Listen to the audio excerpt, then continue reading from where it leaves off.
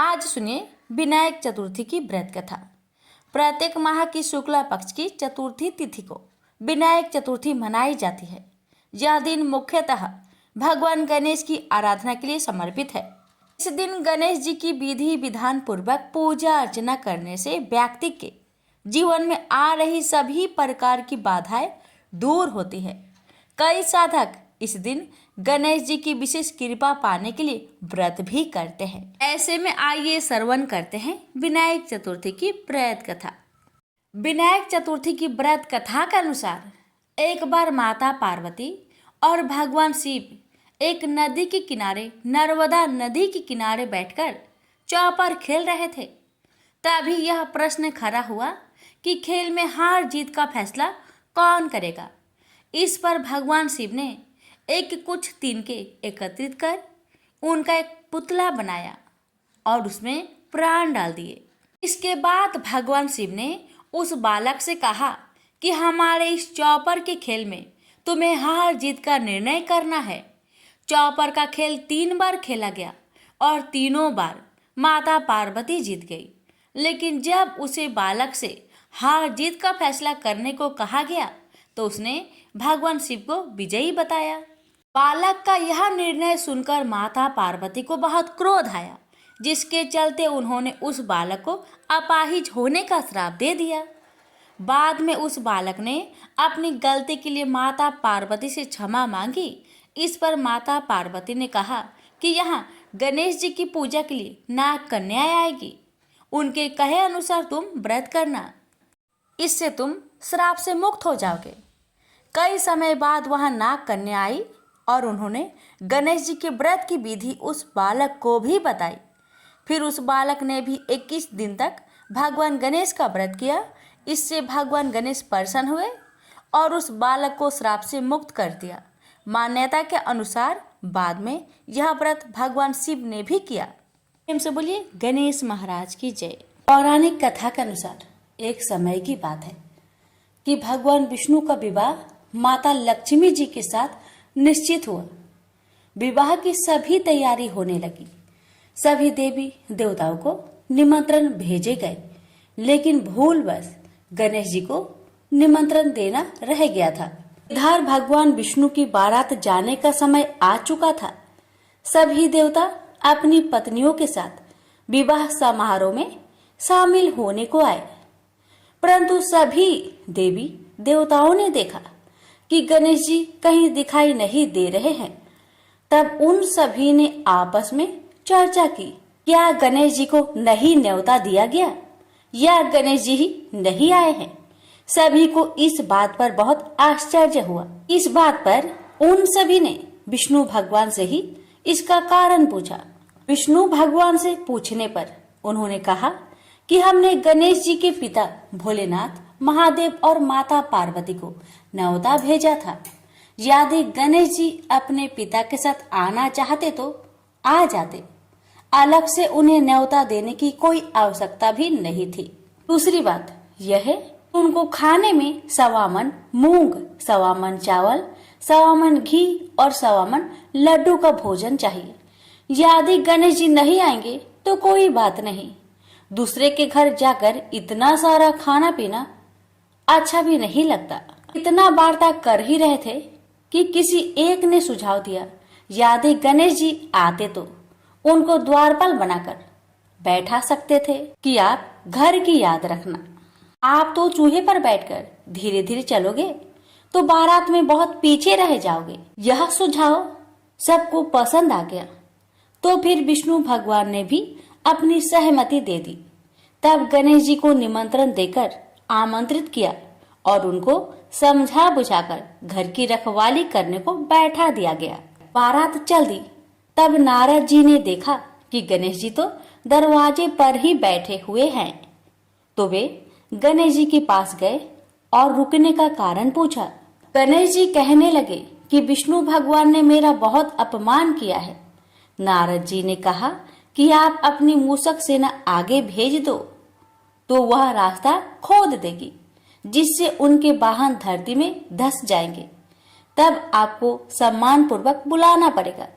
अब तो गणेश जी ने अपनी मूषक सेना को आदेश दिया जाओ, और सेना ने जमीन पोली कर दी। जब बारात वहां से निकली तो रथों के पहिए धरती में धंसने लगी। लाख कोशिश की परंतु पहिए नहीं निकले। सभी ने अपने अपने उपाय किए परंतु पहिए तो नहीं निकले, बल्कि जगह जगह से टूटने लगे। किसी को समझ में नहीं आ रहा था कि अब क्या किया जाए। तब तो नारद जी ने आकर कहा, आप लोगों ने गणेश जी का अपमान किया, जिस कारण यह विघ्न आ रहे हैं। यदि उन्हें मनाकर लाया जाए तो आपका कार्य सिद्ध हो सकता है और यह संकट टल सकता है। शंकर भगवान ने अपने दूत नंदी को भेजा और वे गणेश जी को लेकर आए। गणेश जी का आदर सम्मान के साथ पूजन किया गया। फिर रथ के पहिए निकलने लगे और यह संकट टल गया। अब रथ के पहिए निकल तो गए परंतु वे टूट फूट गए थे, तो उन्हें सुधारे कौन। पास के खेत में एक खाती काम कर रहा था। उसे बुलाया गया। खाती अपना कार्य करने से पहले श्री गणेशाय नमः कहकर गणेश जी की वंदना मन ही मन करने लगा। देखते ही देखते खाती ने सभी पहियों को ठीक कर दिया। तब खाती कहने लगा कि हे देवताओं, आपने सर्वप्रथम गणेश जी को नहीं मनाया होगा और न ही उनकी पूजन की होगी, इसलिए तो आपके साथ यह संकट आया है। मैं तो मूर्ख अज्ञानी हूँ, फिर भी पहले गणेश जी को पूजते हैं, उनका ध्यान करते हैं। आप लोग तो देवगण हैं, फिर भी आप गणेश जी को कैसे भूल गए। अब आप लोग भगवान श्री गणेश जी की जय बोलकर जाए तो आपके सब काम बन जाएंगे और कोई संकट भी नहीं आएगा। ऐसा कहते हुए बारात वहां से चल दी और विष्णु भगवान का लक्ष्मी जी के साथ विवाह संपन्न करा के सभी सकुशल घर लौट आए। हे गणेश जी महाराज, आपने विष्णु को जैसा कार्य सरियो ऐसा कार्य सबको सिद्ध करिजो। बोलिए गजानन भगवान की जय। एक बार गणेश जी ने पृथ्वी के मनुष्य की परीक्षा लेने का विचार किया। वे अपना रूप बदलकर पृथ्वी पर भ्रमण करने लगे। उन्होंने एक बालक का रूप बना लिया।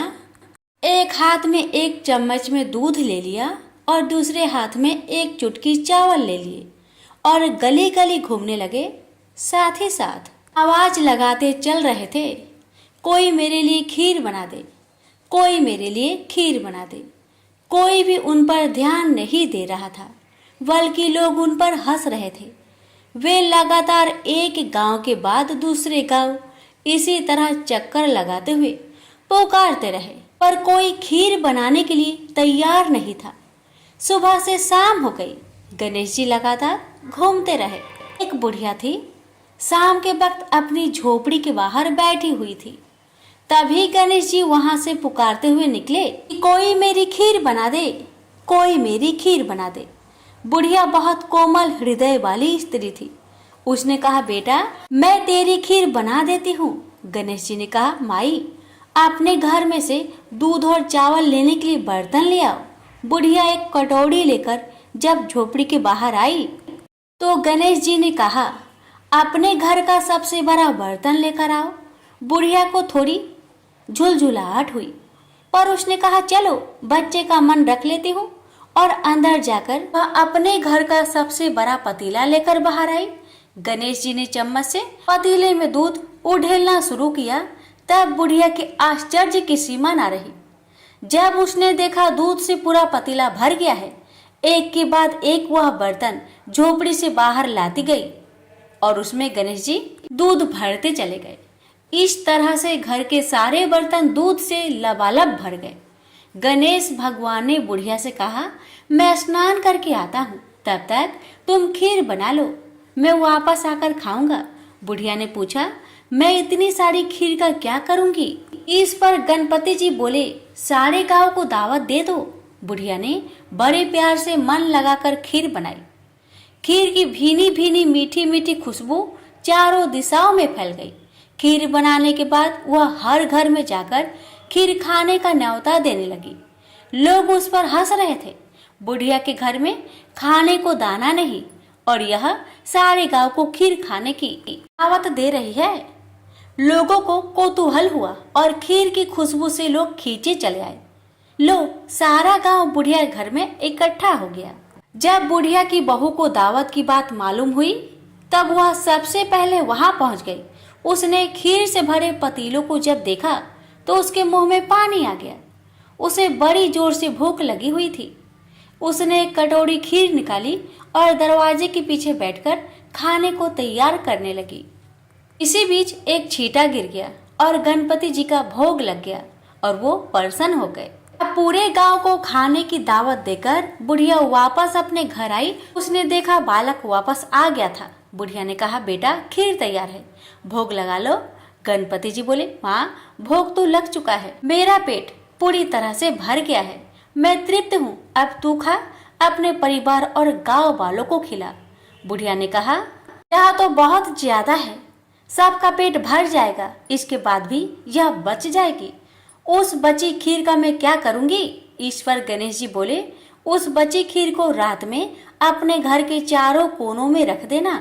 और बुढ़िया ने ऐसा ही किया। जब सारा गांव जी भरकर खा चुका तभी ढेर सारी खीर बच गई। उसने उसके पत्रों को अपने घर के चारों तरफ रख दिया। वहां उठकर उसने क्या देखा? पतीले में खीर के स्थान पर हीरे, जवाहरात और मोती भर गए हैं। बहुत खुश हुई। उसकी सारी दरिद्रता दूर हो गई। वह आराम से रहने लगी। उसने गणपति जी का एक भव्य मंदिर बनवाया और साथ में एक बड़ा सा तालाब भी खुदवाया। इस तरह उसका नाम दूर दूर तक प्रसिद्ध हो गया। उस जगह वार्षिक मेले लगने लगे। लोग गणेश जी की कृपा प्राप्त करने के लिए उस स्थान पर पूजा करने और मान्यताएं मानने के लिए आने लगे। गणेश जी सबकी मनोकामनाएं को पूरी करने लगे। प्रेम से बोलिए गणेश भगवान की जय।